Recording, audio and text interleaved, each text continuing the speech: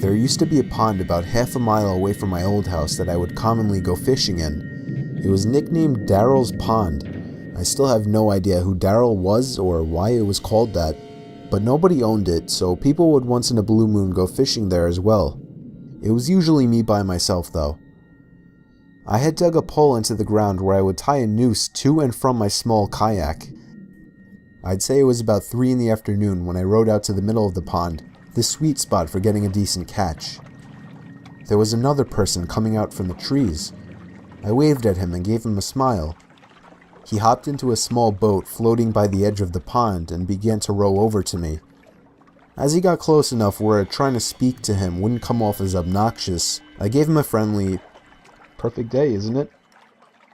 "Yes, absolutely," he said. He didn't say anything after that, and I started to feel a bit awkward, as if I were obligated to keep some kind of conversation rolling now. "So, you come out here to throw some lines?" I asked. "No, I don't actually fish." "Oh, well, it's never a bad day to relax on the pond," I said. He continued to row closer to me until his boat collided with mine, creating a big thud. I was genuinely uncomfortable now. I didn't feel threatened, just weirded out. I was only 24 years old. This guy looked like he was late 40s or 50s. There was an awkward silence. I tried to just act like I was focused on trying to make a catch, but by now that wasn't even on my mind. This guy was weird. I didn't know what he wanted, and I was uncomfortable being so close to him. I felt him looking at me, or at least in my direction, as I faced halfway to the opposite direction of him. I took a quick glance to my right. Yeah, he was staring at me. I decided to be ballsy and lock eye contact with him. After about 4 seconds, he looked away. "So, where are you from?" I asked him. "Up there." He pointed behind himself, in the direction of the woodsy hill leading past the dirt road. "Oh, you live by Suffolk?" I asked. No, I'm not," he said. "What made you decide to come out here?" I said. "Why not?" I continued to try and uncomfortably fill the awkward silences that kept coming up. His responses were dry. He didn't contribute anything to what was barely a conversation. He just sat there not doing anything with half a smile on his face, looking either at me or in my general direction throughout. I was creeped out. My heart was racing at this point. I'd go as far as saying that I was nervous for my life. We were surrounded by trees in all directions in the middle of a pond. I started to row a bit closer to land, but in a very low-key kind of way, trying to play it off as me just trying to find a better spot to find some fish. I was horrified when I saw he was following me. "What a great day, huh?" I felt a shake in my voice. I got close enough to the edge of the pond where I finally told the man, "I think I'm gonna call it a day." I turned to see his reaction. He was still staring at me, but his smile was gone now. "I can't let you leave," he said. He lifted his flannel to expose a handgun sticking out of his jeans pocket. As soon as I could process what I was looking at, I dove out of the boat for land, ran the whole half-mile uphill through the woods back to my house, and locked every door and window as soon as I made it home. I pulled down the blinds to the dining room window, leaving it open just a crack for peeking outside undetected. It started to get dark out, and I left every light in the house off, still peeking out to the front yard, making sure I wasn't followed. The time came when I finally decided I wasn't followed. I realize now, like you, that not calling the police immediately was a huge mistake. I kept my bedroom windows open to let the room air out. My bedroom was on the 2nd floor, so I wasn't worried about being watched through the window.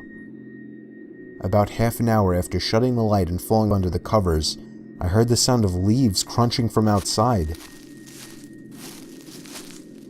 I sat up to hear it more clearly. It was definitely something walking around out there. Normally I would assume it was a deer or a bear, but after what just happened, I was still in paranoia mode. I sat up as still as a statue, except for my shaking out of fear, waiting as the sounds of the steps stopped. "Hey buddy, you up there?" Are you trying to sleep? Sorry, I didn't mean to wake you. I felt like 100 pounds just fell directly onto my chest. It was the same voice. I knew it right away. I didn't make a sound. I crept out of the room quietly downstairs to the kitchen and grabbed the phone, practically crawling on my way out to avoid being seen through the open blinds.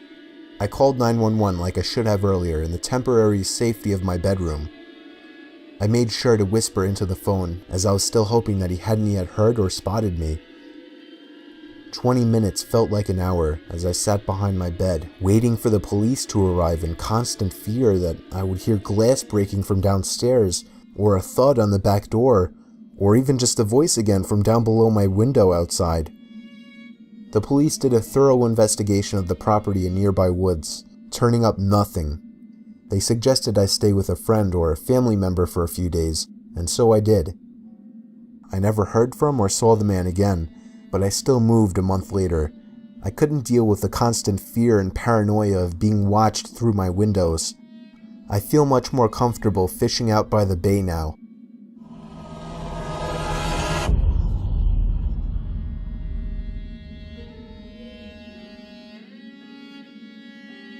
There was this one time I joined my brother-in-law Jack on a fishing trip with him, a couple of his friends, and my sister.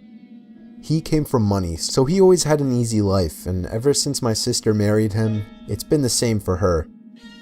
I packed everything I would need to spend the night on his boat in a small backpack. I drove out to the wealthier side of town by his house, which was by the bay. He lived right by the water, like it was actually in his backyard. He even had a small pre-built wooden dock leading to his luxurious boat with the name Lexi painted on, which is my sister's name. He was inspired by Forrest Gump to do that. He's living the dream life, that much I'm sure. We set sail early in the morning. He had packed tons of food and snacks, lots of hamburger meat because unsurprisingly, they had installed a barbecue onto the boat. They have always had to have everything that cost money, and it's always been infuriating. To be honest, a few hours into the trip, it wasn't even as fun as I thought it would be. Only one largemouth bass had been caught, and that was of course by Jack. They were all getting really drunk. I tried to persuade my sister to let me drink, but she kept scolding me, saying no, since I was only 17 at the time. She was always a nagging buzzkill, and at that moment, I was questioning why I even agreed to go with them.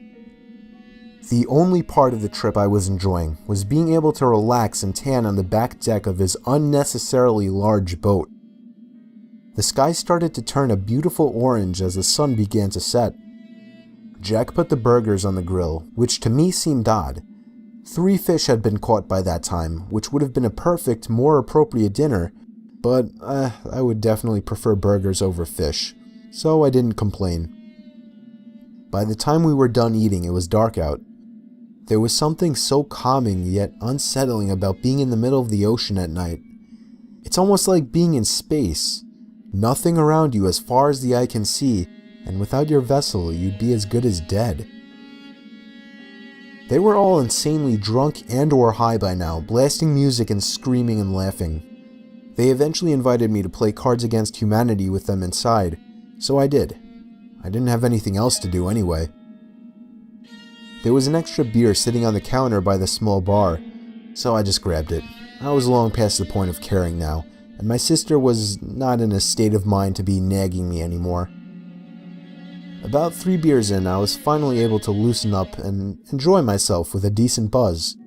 I had to lower the music a good amount earlier because I couldn't even hear myself talking. Jack and his buddies were completely shit-faced now. My sister was drunker than I'd ever seen her, but she wasn't quite as bad as them. It was fine though, they were all adults trying to have a good time, safe and secluded on a boat in calm waters, far from any land where they could cause anyone any harm.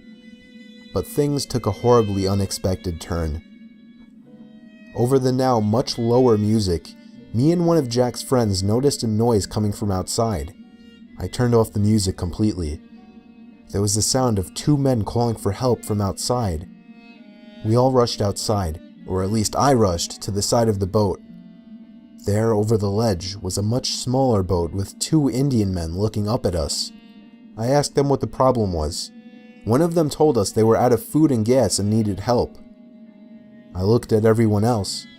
I didn't feel too good about this situation, but everyone else was not even close to a correct state of mind where they should be making important decisions. I felt like I had the burden of deciding what to do. Jack told them to wait there while he went to get the ladder. He tripped on his way and dropped his bottle of beer.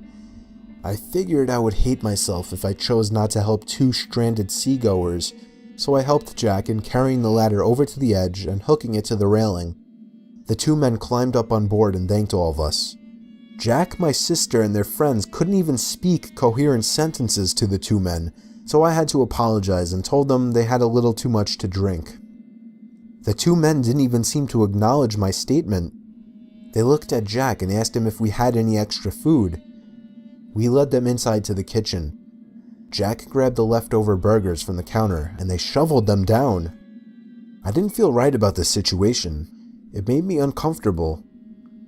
Jack clumsily handed them a jerry can full of gasoline, and the two men thanked us before climbing back down the ladder. I felt better now. We all went to sleep after that. Jack and my sister got the bedroom, while me and their two friends had to sleep on the pull-out cot and couches. I was rolling around the rock-hard couch for about an hour trying to get some sleep. I eventually had to get up to get a drink and use the bathroom. Jack told us to pee into the ocean to conserve the water on the boat. I opened the door expecting nothing but the sound of the calm water splashing, but instead, I heard the faint sound of a boat motor, along with the splashing of water that would come with a sailing boat. The pitch blackness surrounding the boat prohibited me from finding the source of the sound. I hopped up top by the controls and flipped on the switch for the searchlight. The beam of light provided the perfect amount to search the surrounding waters. Nothing so far. I turned it 90 degrees. Nothing. 180 degrees. Nothing. Then I reached about 3/4 of a whole spin around, and there was the boat from before. It was coming closer. And at that exact moment, I heard the gut-wrenching, blood-curdling scream of one of the guys from below.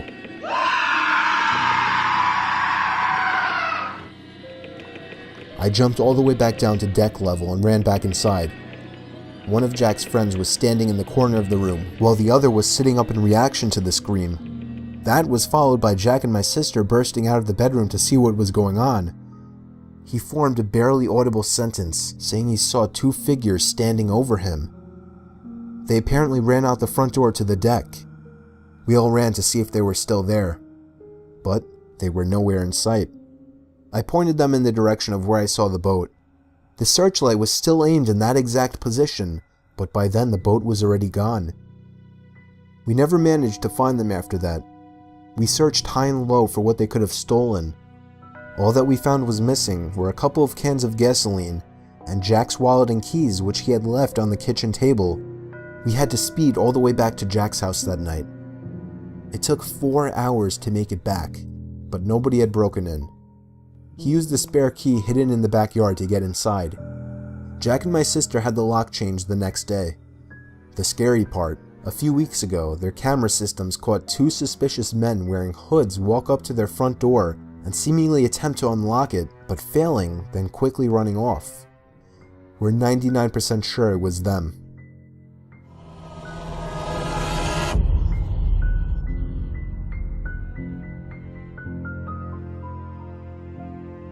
I was 21 years old and I was fishing with my 84-year-old grandfather for the first time.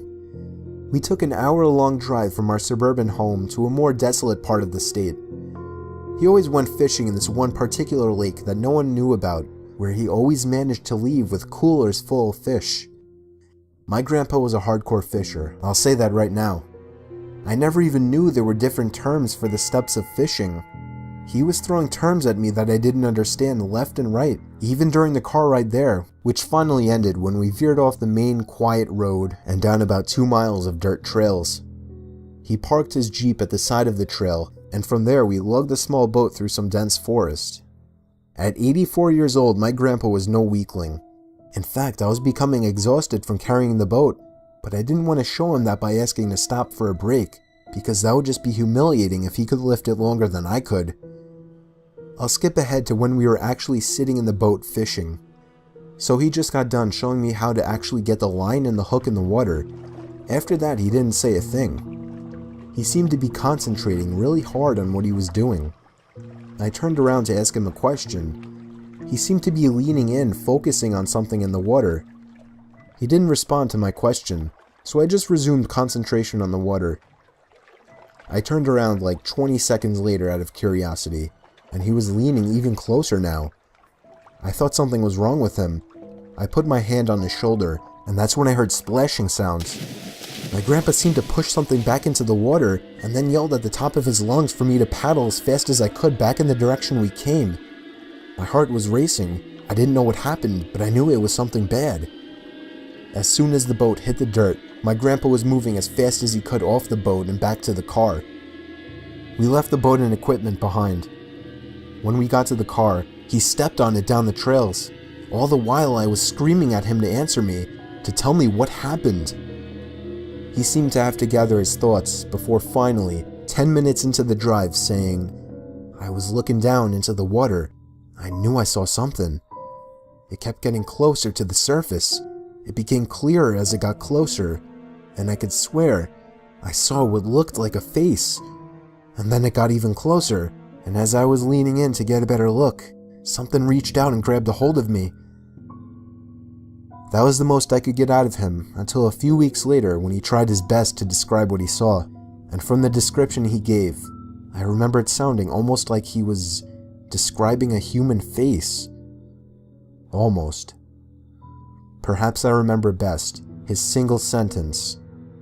"All I know is, it wasn't no fish,